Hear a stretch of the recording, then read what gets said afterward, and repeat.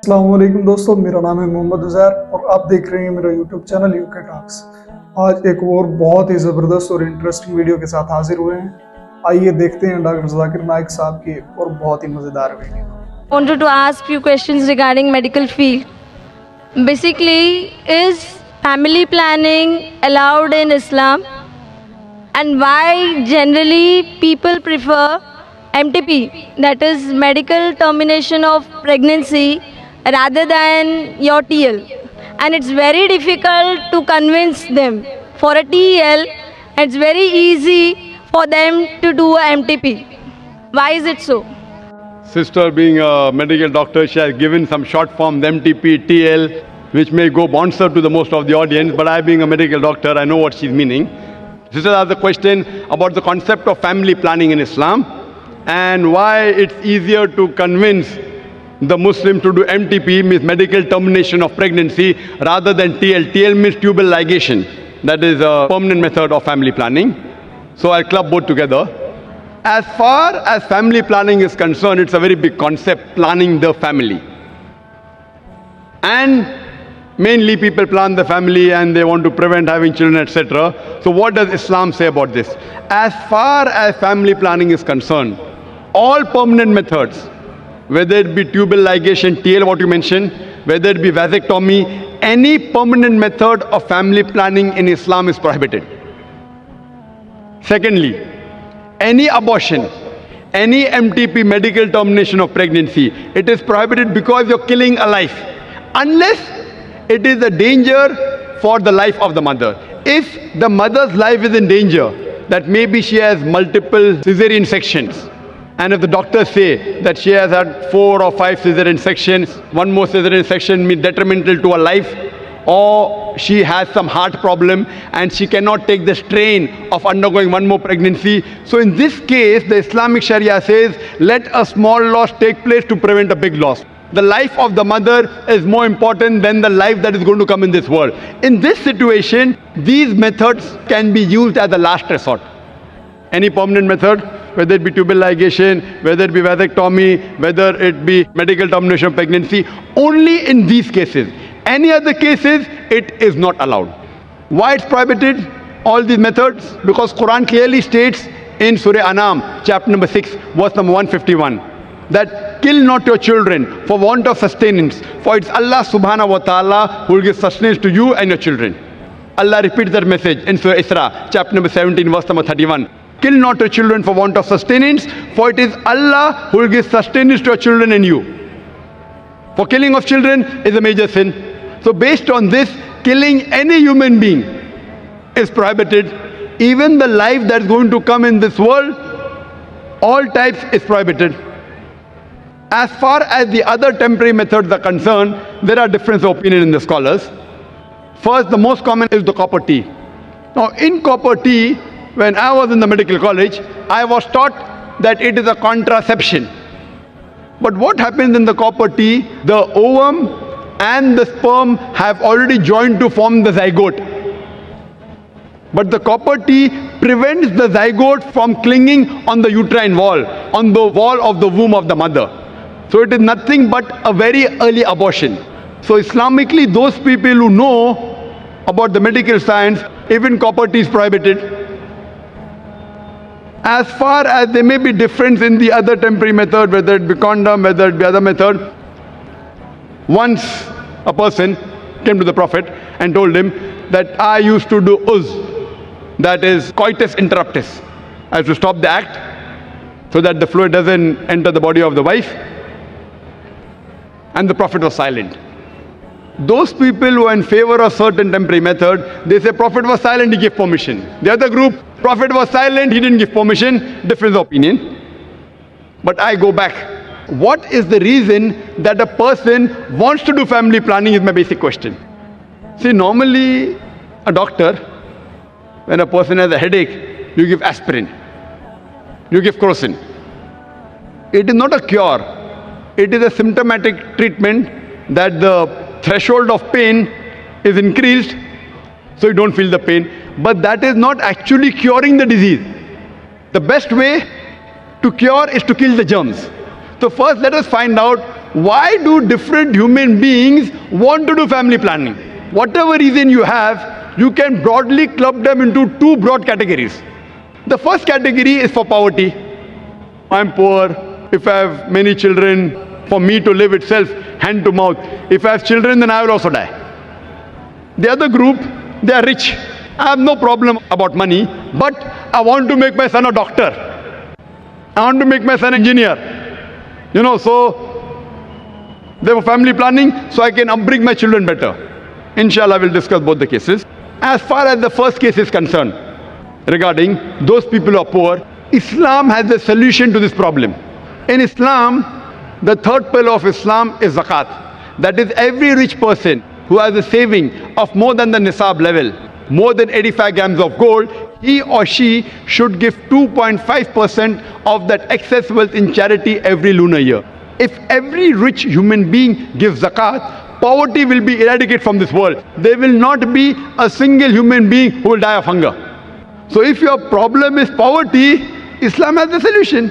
And the person who takes zakat, he is not being degraded. And the person who is wealthy and giving zakat, he is not doing a favor on the poor man. Because God gave him wealth, it is his duty.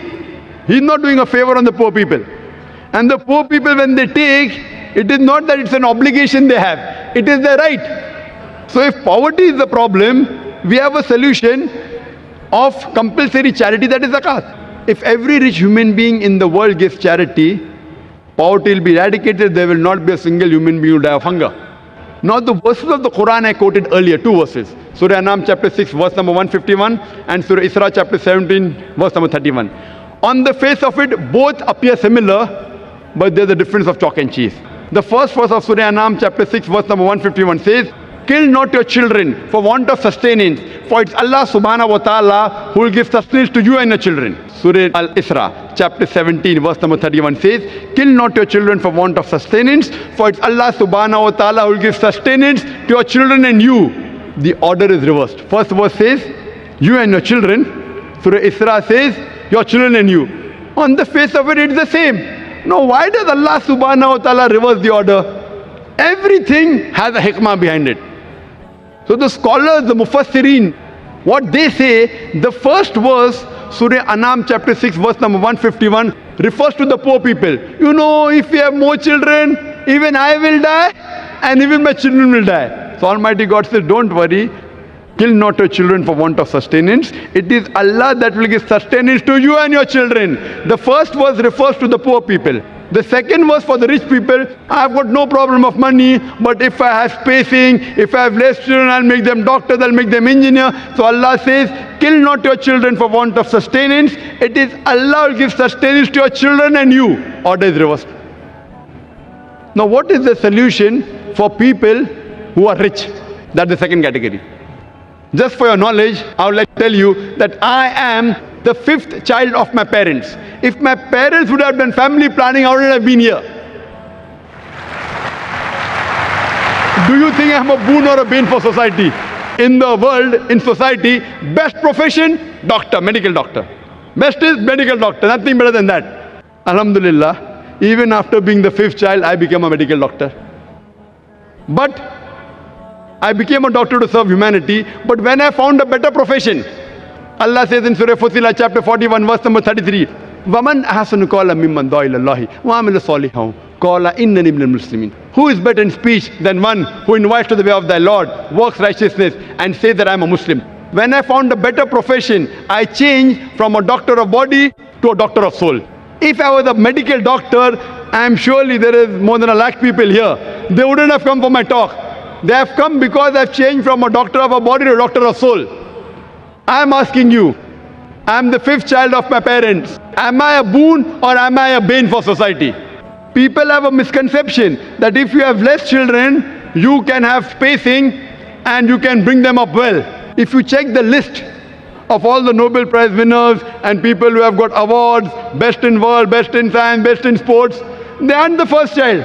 They are not the only children. Some may be. Some are second child, some are third, some are fifth. It's mixed.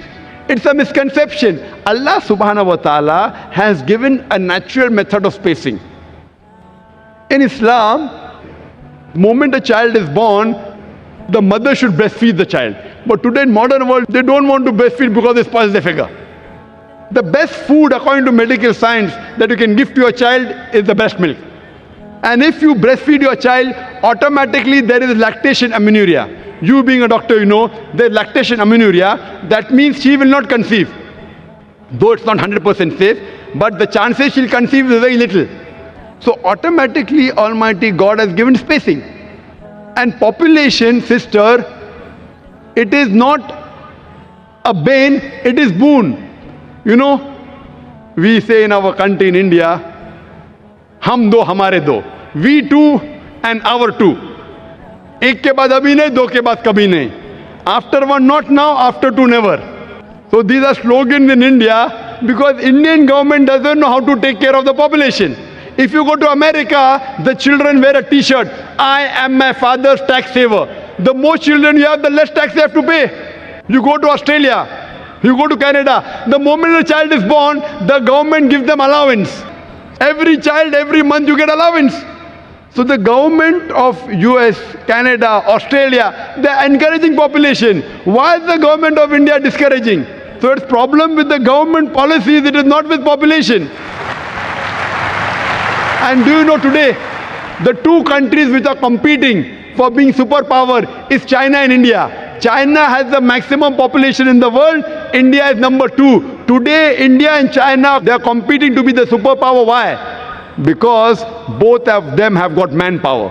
When I say manpower, it means human power, it includes the women also. China and India have got human power. That's the reason today, you find America coming here to invest money, you find the Westerners coming to invest money here, you see the stock market going high. Why? Because of population. So population, it is a boon, it is not a bane. So even if you want to make your children doctors and engineers, don't think, you never know, your 5th child may become a doctor or your 2nd child. It is not that if you have more children, then you can space them better. Now there's a 3rd category, a unique category. Once someone told me, Brother Zakir, I'm rich. I'm not bothered about bringing up children. You know, I'm rich, so no problem of money. And I'm not bothered about making my son a doctor or engineer. I want to enjoy life. 3rd category. So I told him, even for you, if you want to enjoy life, the best is marry early, have children early, so that you can retire early. You know, there are certain communities in India, you know, Gujaratis and all, they marry early, 19, 20, 21, they have children immediately. By the time they reach 35 to 40, their children, they are on the seat of the business. So at the age of 40, they can retire. They have retired at the age of 60 and 70. At the age of 40, the children are taking care of the business. They can enjoy life. So even if you want to enjoy life, marry early, have children, relax and enjoy life. Therefore, personally, as far as my opinion is concerned, I believe with those group of scholars. As far as family planning is concerned, Allah says in the Quran, in Surah Al-Imran, chapter number 3, verse number 54, Makaru makarallahu wallahu khairul makirin. They planned and plotted. Allah too planned. Allah is the best of planner. So if you think you can plan the family better, you're most welcome. I leave the planning of the family in the hands of a creator. It is the best. Hope that answers the question. तो जैसा कि हम लोगों ने देखा, doctor साहब ने बहुत अच्छा और ज़बरदस्त जवाब दिया है। तो ऐसे ही और मज़ेदार और इंटरेस्टिंग फैक्ट्स जानने के लिए फॉलो कीजिए हमारे पेज को और सब्सक्राइब कीजिए यूके टॉक्स को।